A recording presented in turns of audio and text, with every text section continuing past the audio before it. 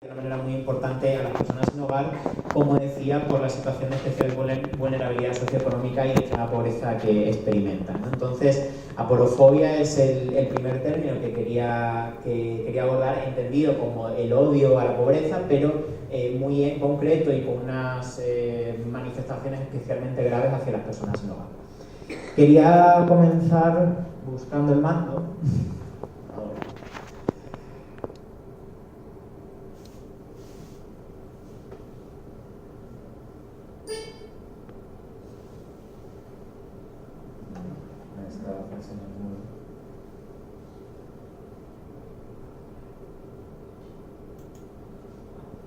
Ahora, cosas del directo.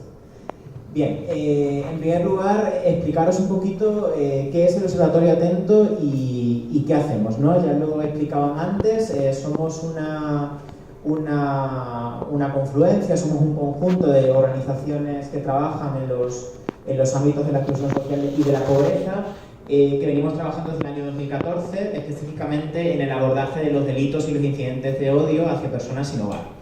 Y tenemos como líneas de acción estas cuatro acciones. Por un lado, generar conocimiento, tanto en estudios, en investigaciones y en otros materiales de sensibilización. En segundo lugar, la capacitación y la formación de profesionales, de funcionarios públicos, trabajadores y trabajadoras del tercer sector, etcétera. En tercer lugar, la sensibilización social de la ciudadanía, como explicaban antes, fundamentalmente a través de campañas. Y en cuarto lugar, la creación y fortalecimiento de alianzas, fundamentalmente entre las organizaciones de la sociedad civil, pero también con administraciones públicas, de una manera muy concreta, por ejemplo, con cuerpos y fuerzas de seguridad del Estado, con quien trabajamos mucho también en los ámbitos de la formación, para conseguir una mejor atención hacia las personas sin hogar que sufren violencia y discriminación, ¿no? Entonces, esto era un poco solamente por presentar cuál es. Pues hace un poco complicado. Voy pasando yo. ¿Cómo? Paso yo. Pásame así. Bien. Para explicar un poquito y de manera muy general cuál va a ser el hilo de la presentación, ¿no? La idea es que nos adentremos un poco en el ámbito conceptual de qué son estereotipos, de qué son prejuicios, de qué es discriminación y de qué es violencia, que son cuatro conceptos fundamentales para entender la dinámica del odio, ¿no? ¿Y por qué vamos a hablar aquí de odio? Pues porque nos encontramos en una jornada que está dedicada y que está centrada en los estereotipos, y hay que tener muy claro que los estereotipos son el primer escalón en la dinámica del odio. Es decir, si los estereotipos no existieran, posiblemente no seríamos capaces de construir prejuicios y no sería tan fácil que la discriminación fuese un fenómeno social tan extendido cuya manifestación más grave o más extrema es la violencia, ¿no? Entonces es muy importante que entendamos que hay que ir a la raíz, y en este caso la raíz o el principio de todo son los estereotipos. Los estereotipos, ahí tenéis una definición, pero en líneas muy generales son aquellas creencias socialmente extendidas que vinculan una serie de características a un individuo por su pertenencia a un determinado grupo social. Bien es cierto que estos estereotipos pueden ser ciertos, pueden ser falsos, en algunas ocasiones ciertos, en otras no tanto, que están basados en generalizaciones, pero que nos ayuda a representar personas y también cosas, ¿no? Por ejemplo, nosotros tendemos a pensar, que es un ejemplo muy absurdo, pero que siempre lo pongo porque creo que se entiende muy bien, que los plátanos son amarillos, y todos sabemos que muchas veces los plátanos son negros cuando se ponen malos, o sea que pero el estereotipo es, si tú le pides a un niño de 5 años que te dibuje un plátano, te va a dibujar un plátano amarillo, ¿no? Porque el estereotipo es que el plátano es una fruta amarilla. Entonces, ¿qué quiero decir con esto? Que es un ejemplo no muy inteligente, porque es un poco absurdo, es que los estereotipos a veces funcionan y otras veces no. ¿Cuál es el problema de los estereotipos? Los estereotipos a veces se convierten, como vamos a ver ahora en la dinámica de odio, en prejuicios, y eso ya va a tener una problemática mayor. Para terminar con este acercamiento muy general a los estereotipos, no todos los estereotipos son negativos, también hay estereotipos positivos, pero como comprenderéis, lo que nos interesa a nosotros aquí ahora son los estereotipos negativos. ¿Por qué? Porque llevan a esto, como vamos a ver ahora. La dinámica de odio va a llevar como resultado a esto, que es la deshumanización de la víctima o de la persona que vive en una situación de exclusión social. Bien, aquí tenemos algunos estereotipos sobre las personas sin hogar, que son, no hay, perdón, otra anterior, ¿O me he equivocado de orden? ¿Le puedes dar para atrás para comprobar la diapositiva anterior? Vale, pues sí. Perdóname porque ha sido... Dime cuál pongo si quieres. ¿Cómo? ¿Quieres que ponga alguna otra? No, dale a la que habías puesto. Sí, ok, gracias. Bien, algunos estereotipos o mitos extendidos que están muy presentes en la sociedad y que están vinculados expresamente a las personas que viven en situación de exclusión social, de pobreza o también de sinhogarismo, ¿no? Ahí tenéis algunos de ellos, pero seguramente que conocéis vosotras y vosotros muchos más, pero que son los más repetidos, ¿no? Que las personas sin hogar son personas asociales, que son personas conflictivas, que son violentas, que son descuidados y descuidadas en su aseo personal, que son incívicas, que son culpables de su situación de carencia de vivienda o de pobreza, que son personas inmigrantes siempre en situación irregular, que son personas que viven con adicciones al alcoholismo fundamentalmente, que tienen problemas de salud mental, que no tienen relaciones familiares activas, estables, que no tienen una formación académica profesional y que no tienen un empleo, ¿no? Sobre todo quiero que nos centremos aquí, porque justamente lo que se hablaba en la mesa anterior, la situación de pobreza, la situación de crisis que hemos vivido en este país y que todavía tiene coletazos importantes, hace que cada día, y eso lo sabe muy bien la EAPN, haya cada vez más trabajadores pobres, es decir, personas que trabajan, que tienen un empleo y que viven en una situación de exclusión social y que viven en una situación de pobreza, y en muchos casos sí se empieza a ver como un fenómeno personas que pueden tener un trabajo y que viven en la calle porque no tienen posibilidad, sobre todo en las grandes ciudades, de poder pagar un alquiler o de poder pagar una vivienda, ¿no? Me centro en ese elemento, pero podríamos hacer un análisis con todos los anteriores para ver que efectivamente en muchísimos casos esos mitos o esos estereotipos no se corresponden con la realidad. Estos estereotipos negativos nos van a dar como resultado el inicio de una dinámica de odio que va a tener como resultado la deshumanización de las personas sin hogar, la violencia y los delitos de odio, como vamos a ver más adelante. Bien, en cualquier momento que alguien quiera interrumpir, por favor, que sea un espacio lo más horizontal posible para cualquier pregunta o cualquier comentario. Aquí nos acercamos un poquito a la dinámica de odio. Aquí ya voy a ir más despacio porque entiendo que la parte anterior era mucho más introductoria y que todas y todos más o menos estamos familiarizados con esa realidad. Este es un esquema muy general y muy fácil de entender cuál es la dinámica de odio y cómo funciona, ¿no? En primer lugar tenemos aquí la exclusión social, ¿no? que sabemos todos y todas que está caracterizada por la desigualdad socioeconómica, por las situaciones de pobreza que hay en nuestra sociedad y que muchas veces no depende, o en una gran mayoría de casos no depende de ninguna decisión individual y personal, sino que es un fenómeno estructural que depende también de las condiciones del propio sistema socioeconómico que lleva a muchas personas a la pobreza a través de los desahucios, del desempleo, etcétera, etcétera. Este gran colectivo, esta gran población definida por la pobreza y por la exclusión social tiene asociadas una serie de estereotipos negativos. El estereotipo, como decía antes, vinculado a la creencia y vinculado al ámbito cognitivo, es decir, conocer, ¿no? Es decir, cómo yo en mi cabeza pienso, interpreto, conozco al otro. Y en ese sentido me aparecen un montón de estereotipos negativos, como veíamos antes, al pensar en las personas sin hogar. Y ahora me voy para acá. El siguiente nivel es el del prejuicio, ¿no?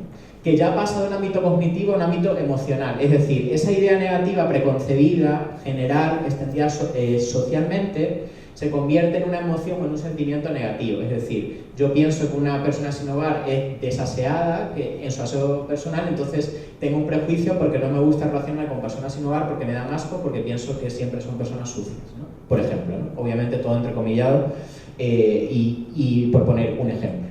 Esto, que ya es un sentimiento, que es una emoción, nos lleva al siguiente nivel, que es la discriminación. Que aquí ya el sentimiento, la emoción o la creencia del estereotipo se convierte en una acción, es decir, en un hecho concreto, en una conducta o en un comportamiento humano que me lleva a discriminar al otro, ¿no? Y poder pues, insultar, agredir físicamente, etcétera, etcétera, negar el acceso a un servicio, etcétera. Y la manifestación más extrema de la discriminación que nos llevaría a la violencia motivada por la porofobia, ¿no? Por ese odio a la pobreza que planteamos al inicio. Eso que lleva a alimentar otra vez la dinámica de odio y a reforzar las situaciones de exclusión social en la que viven muchas personas pobres, muchas personas sin hogar. Esta dinámica de odio, especialmente centrada en el tema de la porofobia, porque es de lo que estamos hablando aquí, obedece con otros muchos procesos sociales, ¿no? Pasa igual con otras poblaciones. Yo vengo de trabajar temas de género hace años y sucede igual, por ejemplo, con la exclusión social que funciona en muchos contextos sociales y culturales contra poblaciones indígenas, contra diversidad sexual y de género, etcétera, etcétera, ¿no? Esta dinámica de odio es común para todas aquellas personas que sufren delitos de odio, como vamos a ver a continuación. ¿Y cuál es el resultado de todo esto? El resultado es este, la vulneración de los derechos, ¿no? Las personas sin hogar, que son ciudadanas y ciudadanos de un sistema democrático, ven sus derechos vulnerados a la seguridad personal, a la intimidad, a la integridad moral, etcétera, etcétera, etcétera, por toda esta dinámica, de odio, ¿no?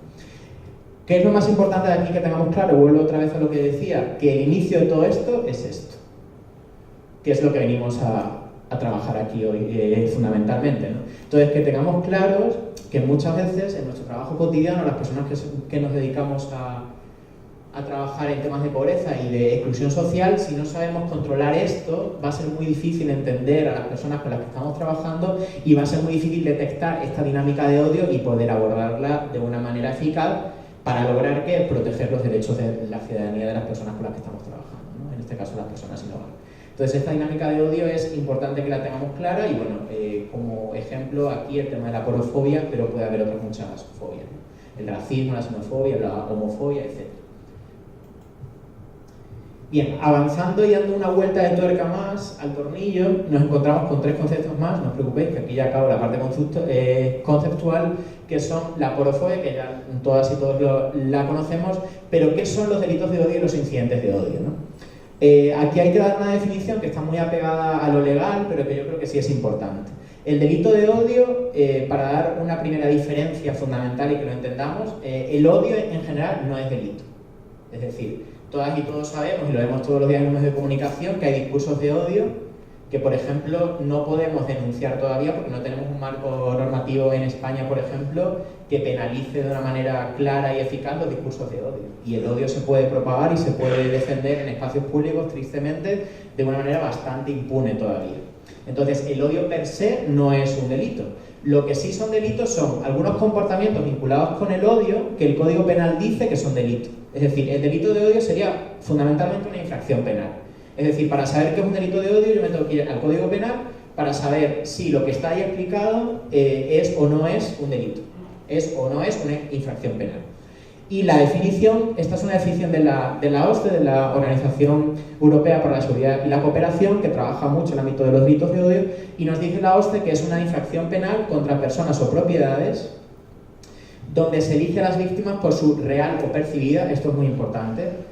Yo puedo querer agredir a una persona sin hogar y puede serlo o no, pero si a mí me pareció que podía encajar en el perfil de persona sin hogar, yo ya quiero, ¿no?, hacer esa agresión para penalizar a una persona por su bueno, en este caso, conexión, simpatía, afiliación, apoyo, pertenencia a algún grupo o colectivo social, cuyos miembros tienen unas características comunes, reales o percibidas, ¿no? La exclusión social y la situación del sinhogarismo sería el ejemplo en este caso, ¿no? Entonces, el delito de odio, un comportamiento de odio, pero que es una infracción penal. Sin embargo, el incidente de odio puede ser cualquier conducta discriminatoria, denigrante o violenta hacia una persona por su pertenencia real o percibida a un colectivo social, pero puede no estar en el Código Penal. ¿Por qué digo esto? Porque, por ejemplo, nosotros defendemos desde RAIS que la aporofobia y los delitos por aporofobia son un delito de odio, pero si nos aferramos a lo que pone el Código Penal, es todavía complicado porque el Código Penal en su artículo 22.4, que luego lo vamos a ver, no recoge la aporofobia como un motivo de delito de odio. Luego lo vamos a ver un poco más adelante. Pero quiero que eso quede claro. Entonces, siempre utilizamos los dos conceptos unidos de incidentes y delitos de odio porque, como digo, delito de odio simplemente es lo que recoge el Código Penal. Pasamos a la siguiente, por favor. Bien, ¿cómo se pueden manifestar los delitos o los incidentes de odio? Que esto también aplica a cualquier colectivo en situación de vulnerabilidad. Personas sin hogar, pueden ser personas migrantes, personas LGTBI, etc. puede tener distintas manifestaciones. En primer lugar, agresiones físicas, agresiones psíquicas también, pero también daños a la propiedad y a las pertenencias, ¿no? Cuidado aquí porque, por ejemplo, la agresión aparentemente sin importancia que tiene dañar las escasas pertenencias que tienen las personas sin hogar en la calle, también puede ser un delito de odio. Por ejemplo, ¿alguien sabe de aquí cuáles son las dos cosas? Es una curiosidad. Que de manera más normal o más frecuente pierden una persona sin hogar que empieza su situación en calle. No sé si alguien lo sabe o si a alguien se le ocurre qué puede ser. Hay dos cosas. ¿Perdón? El carnet de identidad es una. ¿Y la segunda? Sí, también, pero algo material, objeto. El móvil, ¿no? Bueno, muchos ya no tienen. La mochila. Bueno, por ahí va. La primera cosa, como decía la compañera del fondo, es el DNI y lo que simboliza el DNI. El otro día yo lo hablaba en el contexto de las elecciones. El DNI, no tener un DNI en este país te imposibilita ejercer de una manera efectiva tu derecho a la participación política. Entonces, una persona puede tener una casa o no, y si no tiene DNI, con lo que implica DNI, empadronamiento, pago de tasas, gestión de un trámite burocrático, etcétera, etcétera, pues no puede votar. Y no puede decidir a la persona que mañana se va a sentar en Moncloa y que va a decidir qué hace con el problema del sinhogarismo en este país, por ejemplo. Entonces, es muy importante. Y la segunda cosa son los zapatos. ¿Por qué? Porque en muchos casos ellos y ellas cuando están descansando en el lugar donde pernoctan, que puede ser un cajero, puede ser un banco, en un parque, etcétera, etcétera, los zapatos quedan por alrededor del lugar y hay una broma pesada que es pasar y dar una patada a los zapatos. Los zapatos acaban en cualquier sitio y los zapatos se pierden, ¿no? Entonces, muchas de las veces estas personas andan descalzas o andan con unos zapatos que encuentran pues, en un recurso de apoyo, en un contenedor, etcétera, ¿no? Entonces, es muy importante que tengamos claro que los daños a la propiedad y los daños a la pertenencia también son un delito de odio por aporofobia. También pueden ser situaciones de acoso e intimidación, abusos verbales, insultos, amenazas, trato discriminatorio y la denegación de servicio. Es decir, no querer empadronar a una persona, además de que es ilegal y que es un delito, también puede ser un delito de odio porque tú estás denegando, tú estás discriminando a una ciudadana o a un ciudadano a que ejerza sus derechos y acceda a un servicio público como es el empadronamiento en un ayuntamiento, que son casos que nos encontramos a diario de servicios municipales que ponen todas las trabas posibles para empadronar a las personas sin hogar porque sostienen que son personas que están de paso en la ciudad, ¿no? Y muchas veces eso no es así. Se les niega el empadronamiento con toda la problemática que eso puede conllevar. ¿Pasamos a la siguiente, por favor? Una pregunta. Sí. Me comentaste que se puede intervenir. Claro, con total libertad. Definiste que la aporofobia es miedo, rechazo, aversión a los pobres de las personas vulnerables socioeconómicamente. ¿Podríamos decir que el inmigrante que de alguna manera está en una situación de vulnerabilidad socioeconómica también podríamos catalogar el sufre de aporofobia? Sí, pues justo esto me viene genial porque aquí lo voy a explicar. Entonces, si me das 2 minutos, entro con eso aquí mismo. Pero es muy importante y muy interesante lo que planteas. Las personas sin hogar entendidas como un colectivo de especial vulnerabilidad ante los estereotipos, los prejuicios y la violencia por odio. Porque, en primer lugar, por el imaginario que tenemos sobre las personas sin hogar, ¿no? Que hay muchas personas en esta sociedad que piensan que han llegado a una situación de calle por malas decisiones personales, ¿no? Por errores en su vida, por adicciones, por una cantidad de elementos en el imaginario social que en muchos casos no son ciertos. Entonces, en primer lugar, si pensamos que la situación que sufre la persona es su culpa, pues es como, bueno, pues allá es su problema, él se lo ha buscado, él se lo ha ganado, ¿no? Entonces perdemos toda sensibilidad y toda responsabilidad en abordar de una manera empática el problema que estamos viendo, ¿no? En segundo lugar, la ausencia de vivienda. ¿Por qué? Porque, por ejemplo, una persona gay que sufre un caso de homofobia y de violencia va a denunciar o no va a denunciar, busca apoyo en una organización o no busca apoyo en una organización, pero lo que sí tiene, en la gran mayoría de casos, es una vivienda donde encontrar un espacio de seguridad, de intimidad y de protección. Lo mismo pasa con una mujer, por ejemplo, que puede sufrir acoso sexual en la calle. Sin embargo, para una persona sin hogar, ese espacio no existe. Y eso trae una problemática de revictimización y de riesgo muy importante, porque en muchos casos esa persona queda a la intemperie otra vez para ser vulnerada en sus derechos y violentada por el mismo agresor o por otra persona agresora. Es decir, si yo estoy en un banco y a mí me agreden porque estoy durmiendo en ese banco, en muchos casos la persona que quiera seguir haciéndome daño puede volver y encontrarme en el mismo lugar, si no me veo yo obligado a cambiar mi lugar de pernoctación, que eso ocurre en muchos casos, como vamos a ver a continuación. Entonces, la ausencia de vivienda es fundamental, porque la vivienda como espacio de protección y como espacio de seguridad. Desempoderamiento que lleva a la infradenuncia. ¿Qué es esta palabra tan rara? El desempoderamiento como el no conocimiento de los derechos que nosotras y nosotros tenemos como ciudadanos de un país democrático. Es decir, hay muchas personas sin hogar que no denuncian porque sienten que han perdido su condición de ciudadanía. Es decir, yo una vez entrevistaba a una persona sin hogar que había sido víctima de violencia, de un delito de odio, y esa persona me decía, pero ¿cómo no me van a agredir si yo llevo 10 años viviendo en la calle? Entonces, es brutal que esas mismas personas sientan la culpa y sientan que hay una justificación para la violencia que están sufriendo, ¿no? Entonces, ¿por qué? Porque son personas que no logran entender por esa situación que están viviendo que son sujetos de derechos y que esos derechos deberían ser reconocidos y protegidos por las autoridades. Aquí lo que planteaba ahora la compañera, la interseccionalidad. Es muy importante que sepamos que la situación de aporofobia, que la situación de vulnerabilidad de las personas sin hogar, en muchos casos no viene únicamente vinculada a que es una persona que no tiene casa.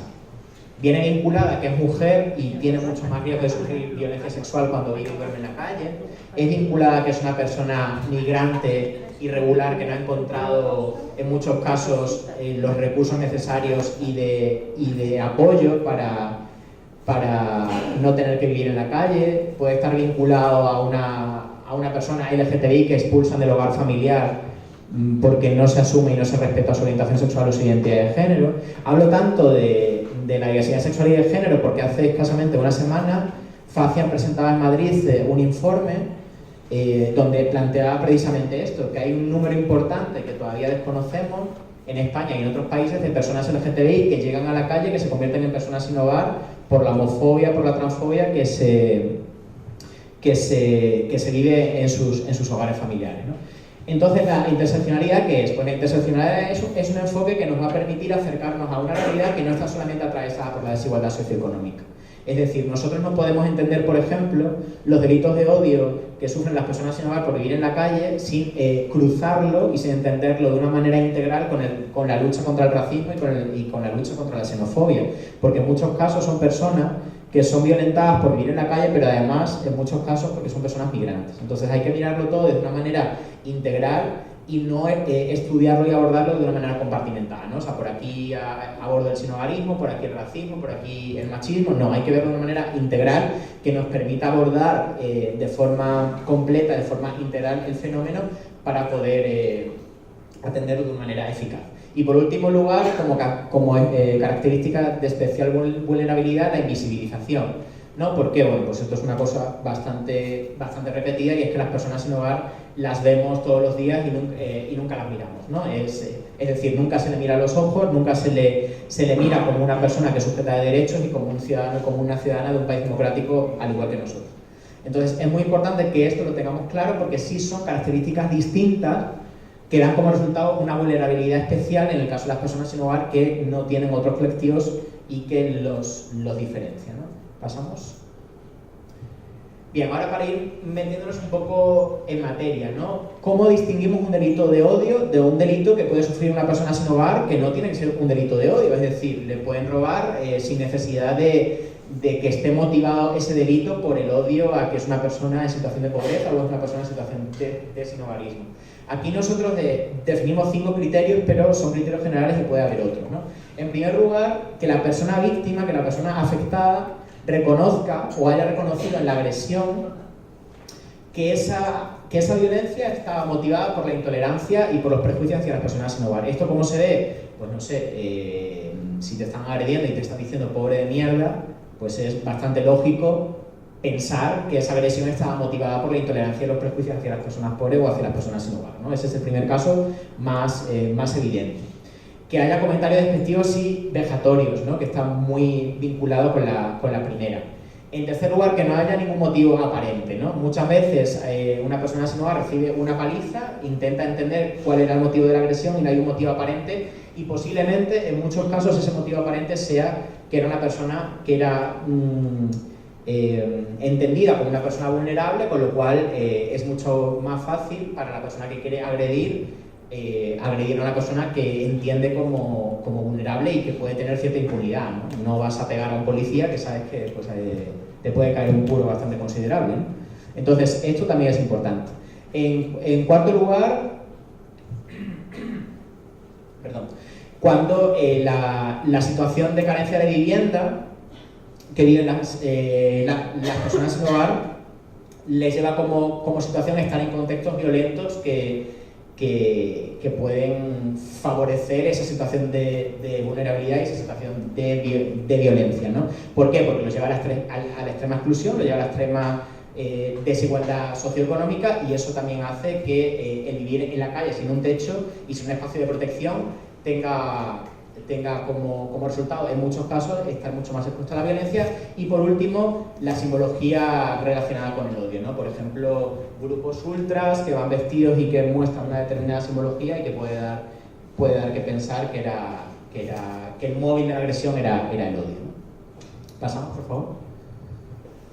Entonces, nosotros todo esto lo empezamos a trabajar en el marco del Observatorio Atento en el año 2015, aunque el Observatorio nace en el año 2014, y hacemos este primer estudio. ¿Por qué? Porque en el 2015 todavía había muy pocas fuentes de investigación y muy pocos informes de resultados que pudiesen dar fe de la situación de odio que sufren las personas sin hogar, ¿no? Por ejemplo, el Ministerio del Interior solamente empieza a contabilizar delitos de odio por aporofobia como tal desde el año 2016, ¿no? Entonces, de unos años antes, desde la sociedad civil se hicieron esfuerzos porque por parte del Estado no había esa información, ese conocimiento, y lo empezamos a producir desde las organizaciones, ahora ya sí, trabajando más con el Estado unos años después, ¿no?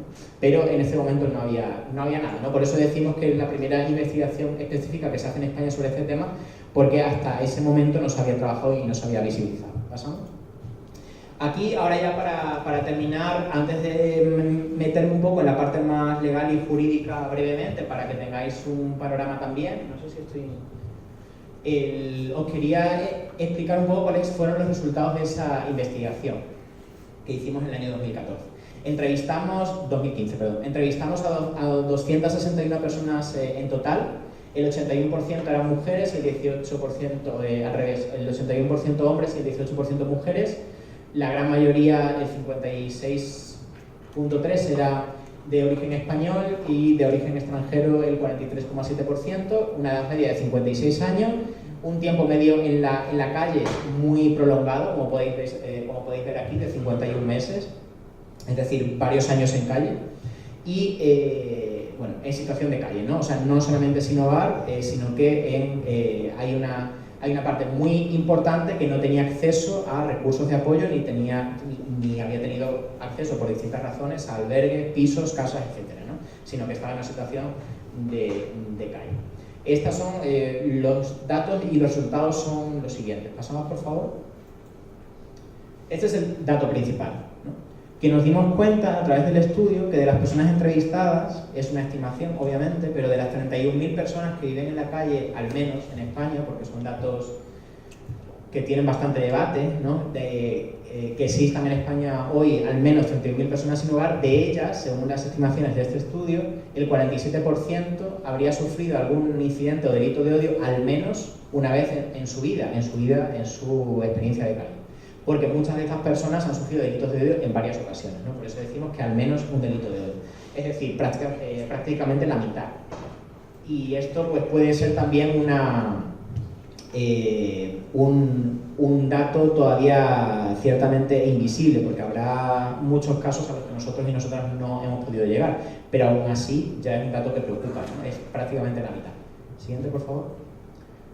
Aquí nos adentramos en qué tipo de victimización sufrieron, por ejemplo, ¿no? Y vemos que el 42.9%, que es una parte muy importante, recibió insultos y trato vejatorio, y en segundo lugar casi un 41% sufrió algún tipo de agresión física, ¿no? Luego ya acoso, intimidación, trato discriminatorio, robo de pertenencias, otros tipos, ¿no?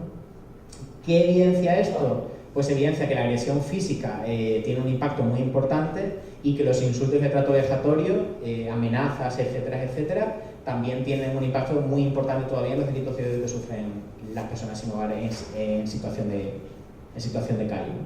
Luego hay otros que, aunque aquí aparezcan de una manera mucho más baja en porcentaje, pero que son tipos de victimización que tenemos que tener en cuenta que tienen un riesgo de infradenuncia y un riesgo de invisibilización muy alto. Por ejemplo, ¿no? Los casos de agresión sexual a mujeres sin hogar, por ejemplo, ¿no? Que es un dato que puede tener un componente de invisibilización muy grande y que posiblemente sea un dato bastante mayor que el que aparece ahí. Pasamos a la siguiente, por favor. La motivación, es decir, cuál era el motivo, cuál era la razón aparente para los agresores para cometer este delito de odio, ¿no? Como vemos, en el 35% de los casos, porque refiere la víctima, porque le vieron más indefenso y vulnerable, lo que explicaba antes, ¿no? Como ven que es relativamente fácil y relativamente impune agredir a personas sin hogar, el objetivo de la persona que agrede por odio es fácilmente identificable en las personas sin hogar, ¿no? Voy a agredir al más débil, ¿no? En el 30,7% los agresores dijeron de manera explícita el motivo, ¿no? Que en muchos casos posiblemente sería que lo estaban agrediendo por aporofobia y muy vinculado también en muchos casos al racismo, ¿no?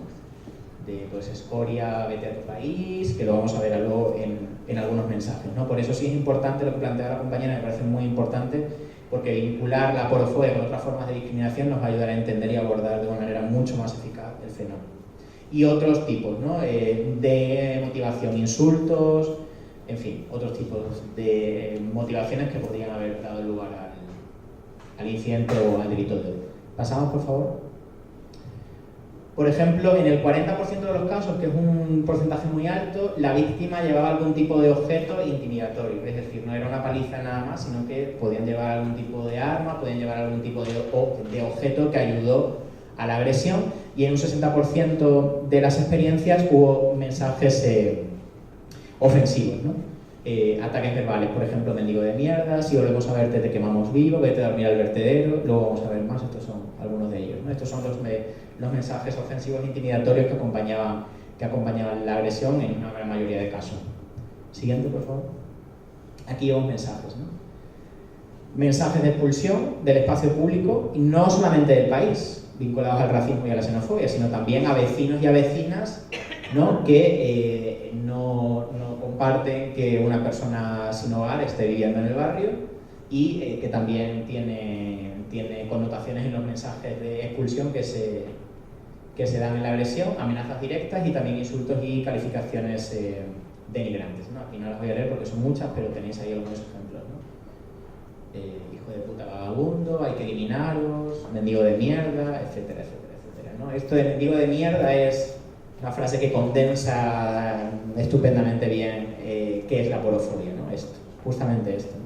Aunque muchas personas sin hogar no ejercen la mendicidad, y eso es muy importante, ¿no? Lo que pasa es que a nivel social, el imaginario colectivo nos dice que todas las personas sin hogar que viven en la calle ejercen la mendicidad, lo cual no es cierto. Hay muchas personas sin hogar que el apoyo o el poco apoyo que tienen no lo consiguen a través de la mendicidad, sino pues en recursos de organizaciones de sociedad civil, de las administraciones públicas, etcétera, ¿no? Entonces eso sí es importante, pero bueno, a nivel social sí se vincula mucho y esa frase es bastante repetida en estos casos de agresiones por estereotipos y por prejuicios hacia personas sin hogar. Continuamos al siguiente, por favor. ¿Dónde y cuándo ocurrieron? Bueno, pues el principal dato ahí está resaltado en amarillo, ¿no? Que 6 de cada 10 experiencias se produjeron de noche en el lugar donde dormían. Esto es importante porque, como vamos a ver luego, esto hace que en un porcentaje muy alto, de más del 60%, después del delito de odio, la persona tenga que abandonar el lugar donde pernoctaba, que suele ser frecuente, que se repita y que se convierta en un lugar habitual para pernoctar, sea un cajero, etcétera, etcétera, etcétera, que más del 60% se vean obligados a abandonar el lugar de pernoctación, porque claro, hay miedo a una nueva agresión y las administraciones públicas todavía no garantizan de una manera adecuada sistemas de protección para que estas personas puedan salir de la calle o puedan verse protegidas después de haber sufrido el delito de odio. Como vemos, en un 38,6% de los casos era en la calle, en una zona transitada. Ojo con esto, porque el siguiente es en una calle, en una zona aislada. ¿Qué quiere decir esto? Que en el 38,6% de los casos era en la calle, en el espacio público y con personas alrededor, que hicieron poco o nada, luego lo vamos a ver. O sea, que había testigos. Pasamos a la siguiente. Bueno, luego había otros, ¿no? Locales públicos, privados, etcétera, ¿no? ¿Quiénes eran los agresores, ¿no? En este caso, pues hombres en un 87% de los casos y mujeres en un 13%. Y aquí tenemos los porcentajes de edad, que en un 57% de los casos era gente joven, entre 18 y 35 años, que eso también es muy importante, ¿no? O sea, el rasgo de intolerancia que hay entre estas personas de una edad bastante joven que cometen los delitos de odio por aporofobia. Luego lo vamos a ver para quiénes son los agresores en concreto. ¿Perdón? Menores de edad de 18 para abajo. Sí, no, está aquí. Menores de edad es 1%. 1%. Pasamos a la siguiente, por favor. Bien, ¿quiénes? Hemos visto por sexo antes y hemos visto por edad y ahora estamos viendo por colectivo quiénes son los agresores. En primer lugar, chicos jóvenes de fiesta.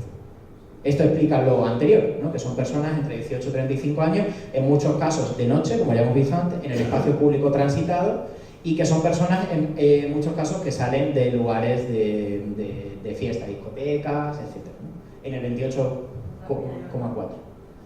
Pues en muchos casos sí, posiblemente. El 18,3% dice que es imposible de identificar. No es fácil porque, bueno, la persona puede estar dormida, puede ser en un lugar con poca luz, a veces no es fácil identificar a qué colectivos de estos corresponde el agresor, pero tenemos que en un 12,8% son vecinos del barrio en el que pernocta o habita la víctima. ¿Por qué lo sabe la víctima? Porque como suelen ser los lugares recurrentes en donde se pernocta, más o menos se va conociendo un poco a la gente del barrio. Y el 12,8% afirma que los agresores fueron vecinos y vecinas del barrio. Y el tercer dato que quiero destacar, que creo que es importante, es que más de un 10% fueron los propios servicios policiales, ¿no? Es decir, que esto, por fortuna, es un dato que está disminuyendo. Cada vez son más las iniciativas a nivel de cuerpos policiales que se están implementando para mejorar la formación, para mejorar la atención de policía con colectivos vulnerables, pero en este caso más de un 10% fueron los agresores, ¿no? Por ejemplo, no es por poner como ejemplo Madrid, porque yo no soy madrileño, pero trabajo ahí, la Policía Municipal del Ayuntamiento de Madrid ha implementado hace algunos años ya la Unidad de Gestión Policial de la Diversidad, que es una iniciativa muy interesante porque lo que está haciendo es trabajar con las organizaciones de la sociedad civil, formándose y trabajando con ellas distintas iniciativas para abordar estos casos de mejor manera, ¿no? Pues formando a los efectivos policiales, mejorando la ficha de registro para conseguir que a la hora de interponer una denuncia el caso pueda ser recogido de una manera adecuada teniendo en cuenta la vulnerabilidad de la víctima, en fin. Y también están trabajando para dar resultados y para dar informes eficaces también todos los años de cuál es el número de casos de víctimas de delitos de odio por vulnerabilidad que identifican, ¿no? Entonces, bueno, eso es una iniciativa con una buena práctica que es interesante, creo. Entonces, eso quería destacar, ¿no? Que más del 10% los agresores son cuerpos policiales. Pasamos a la siguiente. Y aquí, pues, adentrándonos un poco en los colectivos más recurrentes, en la agresión, por ejemplo, los chicos jóvenes de fiesta, ¿qué hacen? En un 60% de los casos, agresiones físicas. Y en un 40% insultos y trato vejatorio. Solamente en un 10% de los casos hay daños o robos a las pertenencias de las personas sin hogar. En el siguiente, por favor. En el caso de los servicios policiales, que es muy preocupante, el 64% también son agresiones físicas. O sea, vemos un dato importante y es que los dos colectivos que tienen más recurrencia en la agresión, ¿no? O sea, que son agresores con mayor frecuencia, el mayor tipo de victimización son siempre las agresiones físicas y, en segundo lugar, el trato vejatorio y los insultos. Tanto los chicos jóvenes de fiesta como los servicios policiales. La siguiente, por favor.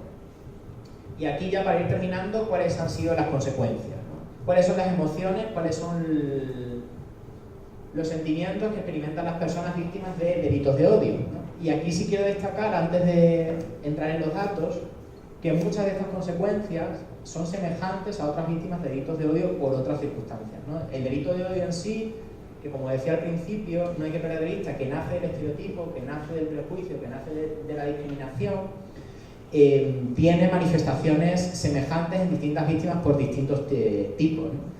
Aquí, centrados en los delitos de odio por aporofobia, ¿qué sintieron esas personas agredidas? En un 45,6% ira hacia la persona que agredió, en un 37% tristeza porque ocurran este tipo de situaciones y en un 29% indefensión, ¿no? Para poder hacer algo al respecto. Esto enlaza con lo que vamos a ver a continuación, y es que hay un súper escaso porcentaje de casos en los que estas personas se acercan, bien sea a denunciar o bien sea a buscar ayuda por parte de alguna organización de la sociedad civil. Luego pues hay otros sentimientos, ¿no? El miedo, la desconfianza, indiferencia, culpabilidad, rabia, etc., ¿no? Pero muy importante sobre todo la indefensión para poder hacer algo al respecto, que está casi en un 30%. Pasamos, por favor. Este es un dato también súper importante que planteaba antes, ¿no? Casi el 64% cambió su lugar de pernoctación como medida de protección, es decir, las administraciones públicas no ofrecen medidas de protección a las víctimas de delitos de odio que viven en la calle, que son personas sin hogar. Entonces la propia persona tiene que buscar mecanismos para sobrevivir en la calle y para evitar que se repita el episodio de violencia o de discriminación. Y en ese caso lo primero es esto, lo primero es buscar otro lugar para dormir, porque la persona que te ha agredido puede volver, porque sabe dónde estás durmiendo. Pero además esto se ve acentuado en los pocos casos que vamos a ver ahora, que se llega a denunciar, porque claro, yo soy una persona sin hogar, duermo en un cajero, sufro un delito de odio, denuncio, la víctima obviamente va a ser notificada de que tiene una denuncia y el agresor sabe perfectamente dónde me puedo ubicar para tomar represalias contra mí. O sea, pues yo me tengo que ir, coger mis cosas, irme a otro cajero, irme a otro banco, etc. Entonces, esto se ve aumentado exponencialmente en los casos en los que llega a haber denuncia, que son muy pocos. ¿Pasamos? Sí, perdón.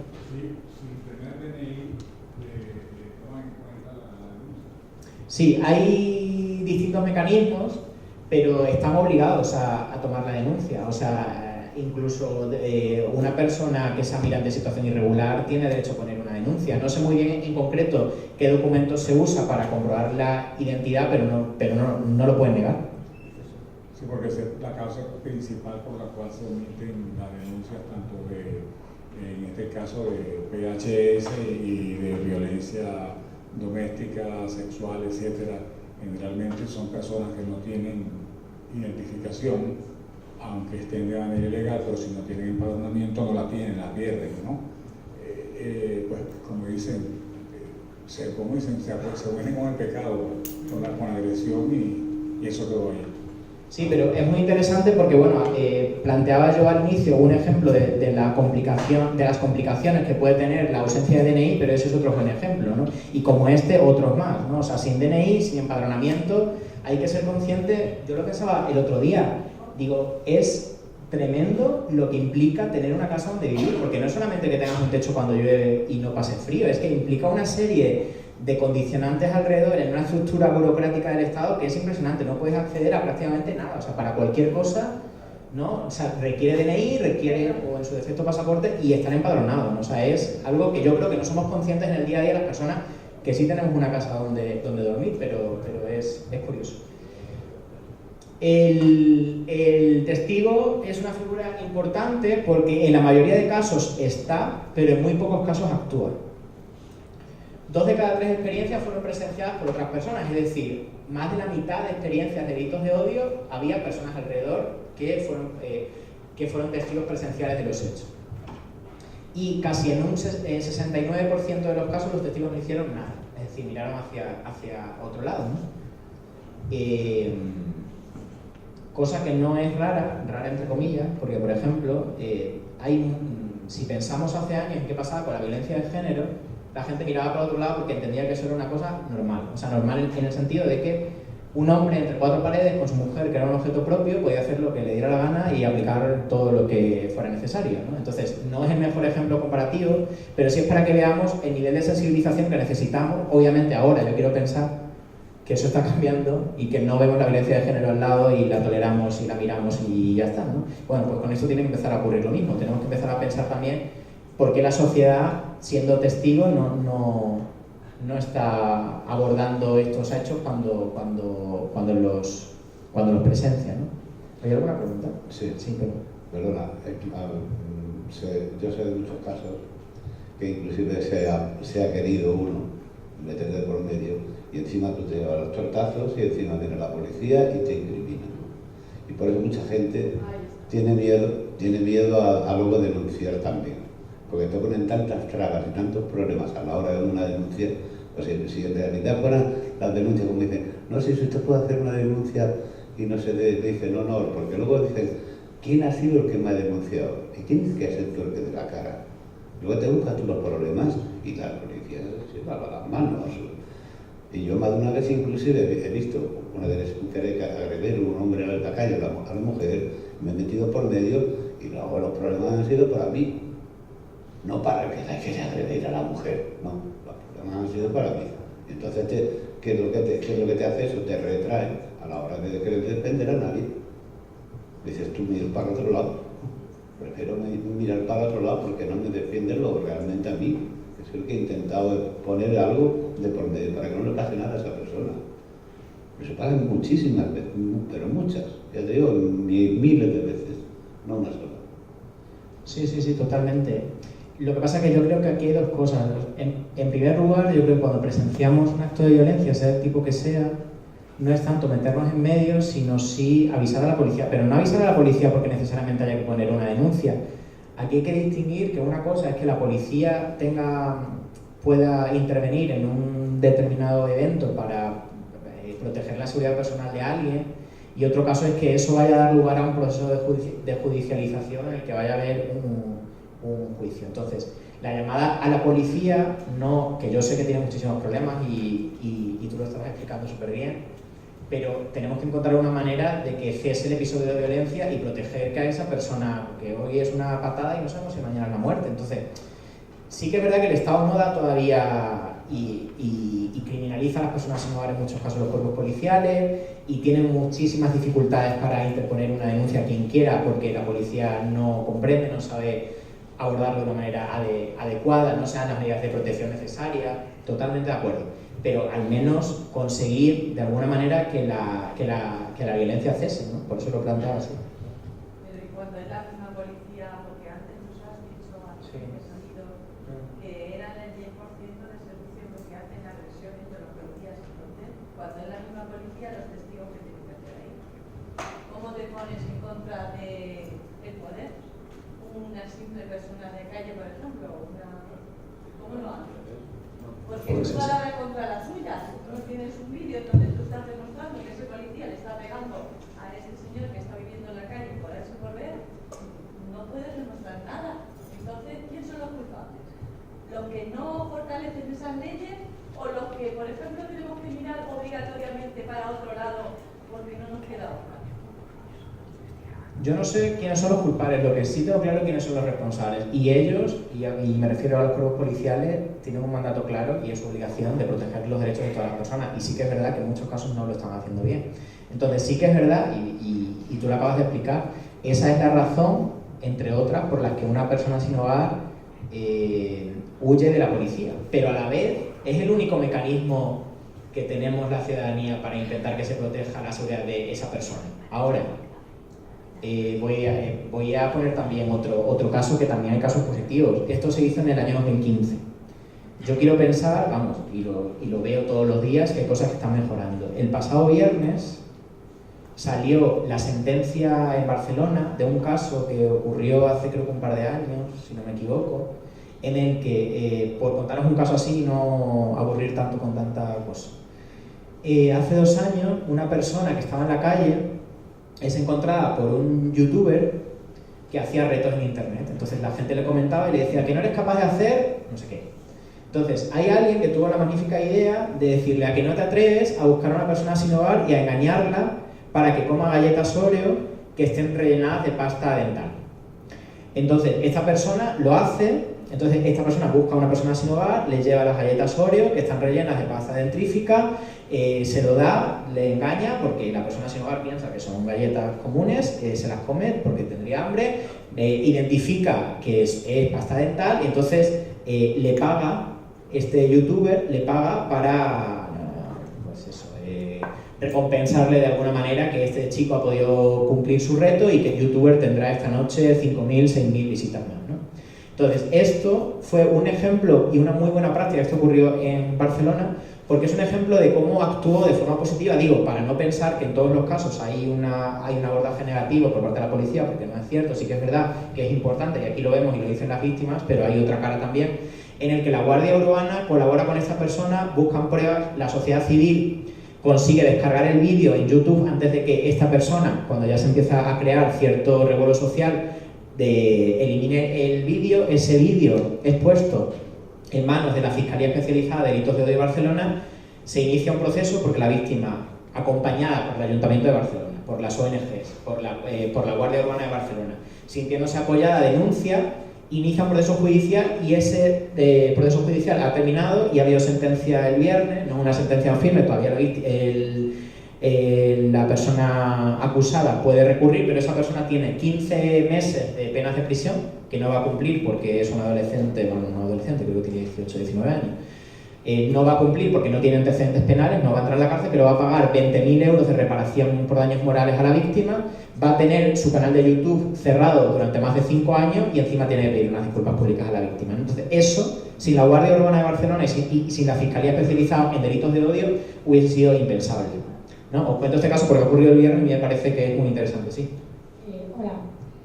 A ver, cuando hacéis este tipo de estudios, a mí personalmente me sienta bastante mal el que pongáis este tipo de datos de tal forma que como que transmitís el problema al testigo, cuando, como ha dicho mi compañero, te puedes buscar un problema muy grande. ¿Por qué? Porque la realidad es que incluso aunque llames avisando, lo primero que te hacen es pedirte tus datos. Y el agresor se puede hacer con tus datos en cualquier momento y ahí no hay nada que te proteja. Entonces, yo me pregunto por qué en lugar de hacer tanto hincapié en eso, no haces hincapié en que sea la propia Fiscalía quien, cuando existe un delito de estos, aunque es la persona que esté sin hogar no ponga la denuncia, la Fiscalía actúe como hace con otro tipo de delitos y no deje ahí, ¿sabes?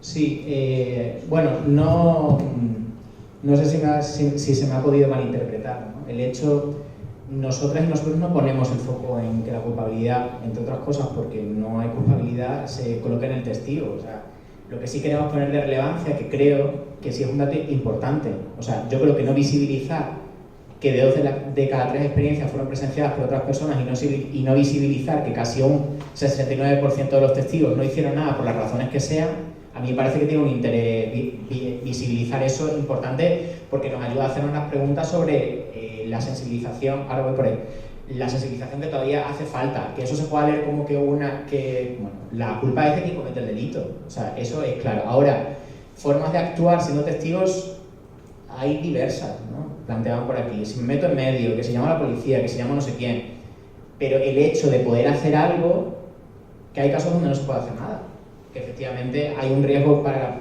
propia persona que es testigo muy grande, pero no estamos diciendo eso, nosotros aquí estamos visibilizando, además, ojo, que esto lo visibilizan las propias víctimas, y no solamente los delitos de odio por aporofobia, ¿eh?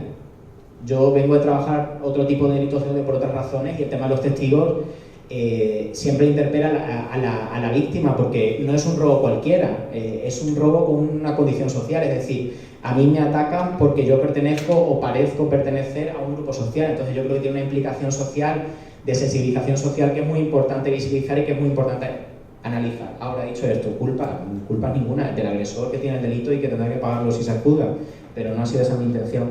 La Fiscalía.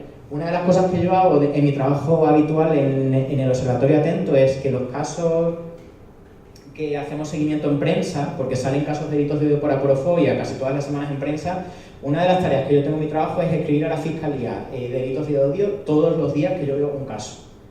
Oye, esto ha pasado en tu circunscripción, dime si sabes algo, dime si vas a hacer seguimiento, dime, estate pendiente de este caso. Yo solo hago con Ciudad Real, no he hecho ninguno todavía, por fortuna. El otro día fue en Málaga, por ejemplo. Entonces, esa es una de las tareas que nosotros tenemos, conseguir o al menos pedir que la Fiscalía se persone en el proceso y pueda actuar de oficio con este tipo de casos. Lo que pasa que a veces es complicado porque, claro, sale en prensa, pero en prensa hay una información reducida, ¿no? Tienen que acudir para ver si ha habido algún acercamiento con la policía. En fin, no es un trámite judicial complejo, pero sí, totalmente. O sea, la vía de la Fiscalía es fundamental. De hecho, a mí me parece muy interesante y me parece muy exitoso que hayamos conseguido que las fiscalías especializadas en delitos de odio estén trabajando de una manera muy importante los delitos por aporofobia, que antes no se hacía, por ejemplo. Entonces, esa es una vía clarísima. Había una pregunta, pero no me acuerdo dónde por allí. Bueno,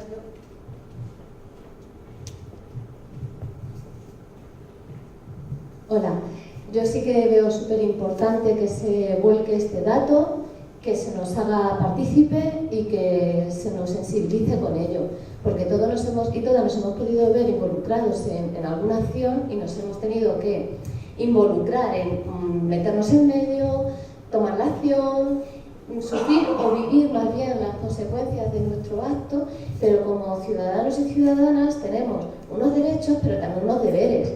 Y si cuando trabajamos con niños en colegio para prevenir el acoso escolar les hacemos partícipes y sensibilizamos en que mirar es formar parte de ese acoso, que no hay que meterse, hay que apoyar y acompañar a la víctima y dar cuenta a un adulto, para ello les acarrea una responsabilidad grande y saben que se exponen a ser el chivato, al miedo. Los adultos tenemos como ciudadanos unos deberes y si te toca estar en medio, como ciudadanos tenemos que acarrear, porque también disfrutamos de unos derechos. Entonces, claro, pues sí, sufrimos consecuencias, pues mala o buena suerte de vernos en medio, pero tenemos que asumir lo que nos ha tocado vivir, como asumimos en nuestro día a día otras cosas que no nos gustan.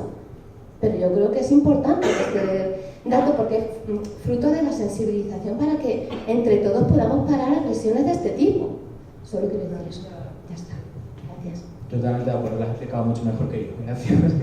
Totalmente. Yo coincido plenamente con ese análisis, totalmente. La siguiente, por favor. Que alguien me diga si voy mal de tiempo y me callo, que no tengo aquí el reloj. Bien, el 63% no acudieron a ningún servicio. Ojo, que aquí no hablamos de servicios policiales únicamente. No se acercaron a una ONG que trabaja personas sin hogar. Nadie, no acudió a nadie, el 63%, es decir, más de la mitad. ¿Por qué? El 43% porque piensa que no sirve para nada. Hay una desconfianza absoluta en que alguien vaya a hacer algo por ti. Eso aplica al testigo, a la familia, a las administraciones públicas, a la sociedad civil. O sea, hay un descrédito importante y una falta de confianza importante que tendremos que hacer todos y todas una autocrítica. Todos y todas, porque como sociedad, como Estado, como sociedad civil, en fin. El 19.4 no confía en ningún servicio, ¿no? O sea, no piensa que sirva y encima son servicios o son recursos que no le dan confianza, ¿no? Que no piensan que le vayan a dar un apoyo real. ¿Pasamos a la siguiente? ¿Cuál fue? Esta es una paradoja muy interesante, que alguien lo planteaba por aquí, disculpadme que olvide quién. A pesar de que hay una parte de los agresores muy importante, que son los servicios policiales, mirad a quién se acude con mayor recurrencia. En el 57,1% de los casos, a los servicios policiales. ¿Por qué? Bueno, porque es que son las normas que nos hemos dado en un país democrático, que la policía está para proteger los derechos de la gente. Si no lo hace, es un error, pero esa es su función. Es su trabajo. Y las personas sin hogar no han venido de Marte. Las personas sin hogar están aquí en este país hace mucho tiempo, son personas con su vida, con su familia, con sus trabajos, en un momento determinado si ya lo han perdido, con su casa en un momento determinado si la perdieron. En fin, es que no hay mucho más vuelta que darle. Lo primero que te sale es ir a un servicio policial. ¿Que luego no recibes el trato esperado? Pues sí, eso es un problema que hay que abordar, pero se sigue yendo de una manera bastante importante a que se acude a los servicios policiales. En segundo lugar, 54,8 a los servicios sanitarios, sobre todo en el caso de que haya habido alguna agresión o haya habido algún daño físico, para que sea atendido, y solamente en un 38 a las organizaciones de atención a a personas sin hogar, ¿no? Y esto ya es una autocrítica mía. Yo creo que tenemos que hacer todavía mucho trabajo para visibilizar que hay organizaciones de personas sin hogar que, además de trabajar en los ámbitos de vivienda, en los ámbitos del empleo, en los ámbitos de la salud, también estamos trabajando en el ámbito de la igualdad y la no discriminación. Y ese desconocimiento creo que lleva también a que solamente en un 38% de los casos se acuda a nosotros y a nosotras como un recurso de apoyo. El 16% servicios sociales, y bueno, la Iglesia y otras confesiones religiosas el 4,8%. Pasamos, por favor. 10 minutos. Vale. Vale. Ya acabo, ¿eh? El 13% solo denuncia, es decir, del 47% de las personas que han sufrido un delito de odio por aporofobia solamente llega a denunciar y a iniciar, aquí hablo de denuncia judicial, de iniciar un proceso legal contra el agresor o la agresora, solamente un 30% de los casos. Hay un riesgo de infradenuncia por toda la fenomenología, complicada la palabra, que tiene esta situación de las personas sin hogar que viven en calle. Pasamos. Las conclusiones, y ahora doy 3 pinceladas sobre el ámbito jurídico súper generales y ya me callo. Conclusiones, que es una extensión, hay una extensión del fenómeno que es alarmante, es decir, en todos los estudios, grandes o chicos que se están haciendo, se ve que este fenómeno está en aumento, o al menos está en aumento su visibilidad, ¿no? Pero que es un fenómeno alarmante que está en incremento. Que lo sufren perfiles especialmente vulnerables, es decir, no es las personas sin hogar en general, que también pueden sufrir delitos de odio por aporofobia, pero muy específicamente está centrado en las personas sin hogar con situación de calle y con situación cronificada de calle. Es decir, una persona sin hogar puede no vivir en la calle, puede vivir en un albergue, pero aquí especialmente se ve que el perfil más vulnerable es la persona sin hogar que vive en calle y que además vive en una situación cronificada de calle, que lleva muchos años en la calle.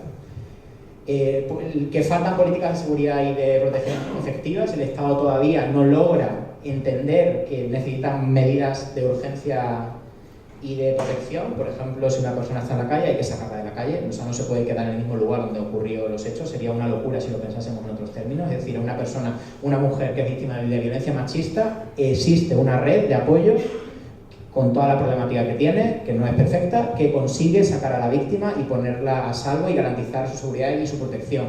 Con las personas sin hogar no ocurre.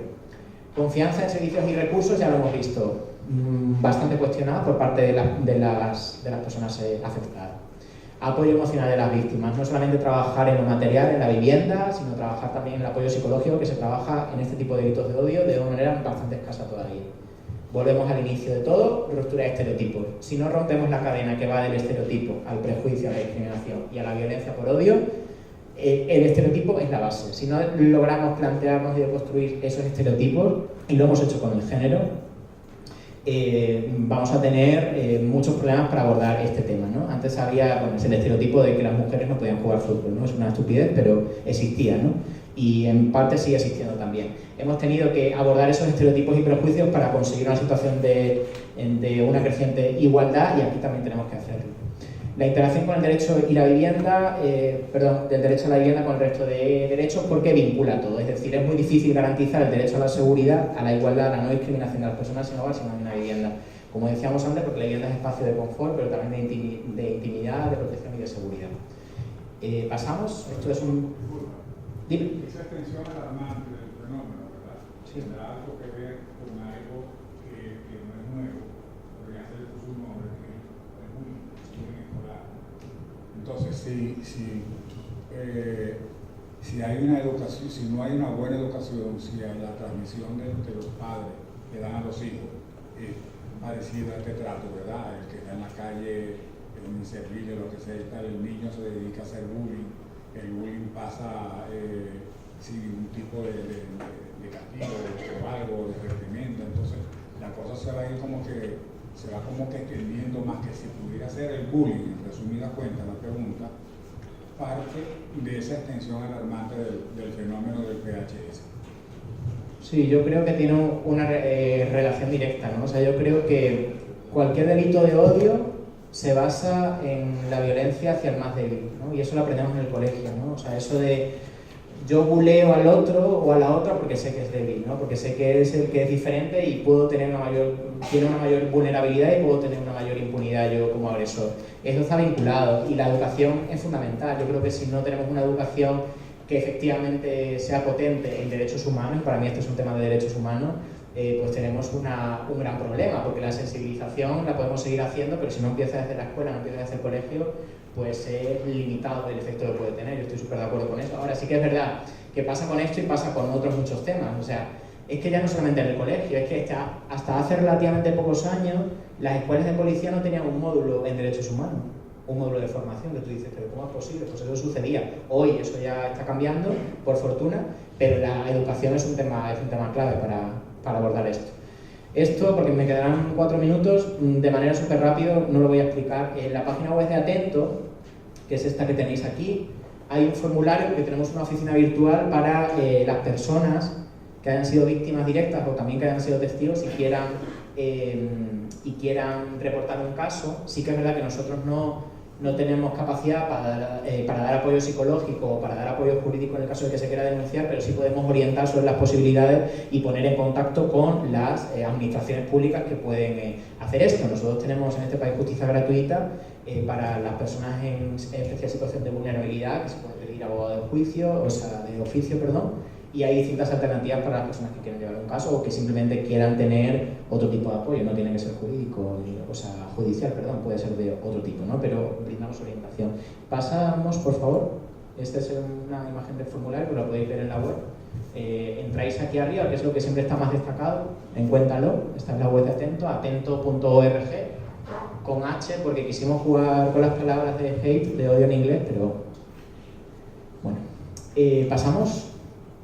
Esto también sobre la oficina, sobre preguntas frecuentes, que no voy a avanzar porque me parece más interesante lo próximo. Pasamos. Bien, me detengo 3 minutos para el ámbito legal. Yo no soy abogado, así que no tengo mucho que profundizar. La Carta de Derechos Fundamentales de la Unión Europea, que es una especie de constitución en derechos para los países que son miembros, en el título 3, artículo 21, prohíbe la discriminación por razones de patrimonio. No es el concepto más interesante a mi modo de ver, pero dice ahí claramente que las personas no pueden ser discriminadas y violentadas en la Unión Europea por razones socioeconómicas, que es lo que viene a decir el tema del patrimonio. ¿Por qué digo esto? Pasamos. Porque nosotros en España tenemos un marco normativo que sigue sin prohibir de manera expresa la aporofobia.